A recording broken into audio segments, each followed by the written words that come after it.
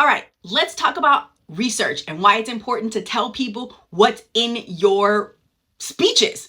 So, yeah, you're smart and you want people to think you're credible, but you also have to include things by people who are smarter than you to back up the claims that you make.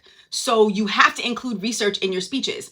It's one of the things that makes you look more credible than you are. So, yeah, I want people to think I'm smart. So, I'm going to say that people who are smarter than me are backing up the claims that I make. It's why we do research. That's all research is. It's, hey, there are people who are smarter than me who say the things that I'm saying too.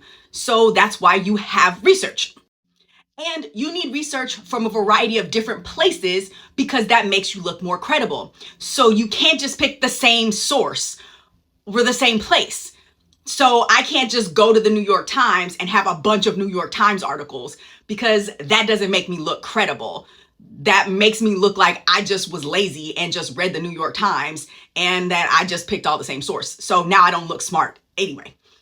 So I want to pick different sources from different places and probably from a bunch of different areas that make me look smart. So I'm like, hey, I did a bunch of research from a bunch of different places and all of these other people who are smarter than me that are all reputable, not places like about.com, all back me up.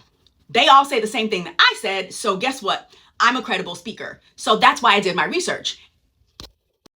And it's really important that you start doing this early because sometimes you have to look a bunch of different places for different types of research. So you might look up, say, I want to know why the bees are dying. But maybe that's one way you look for the research. Maybe that question doesn't get you anywhere.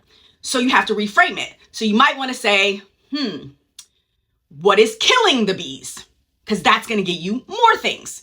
And maybe that doesn't get you enough. So maybe you might want to put, are pesticides the reason the bees are dying?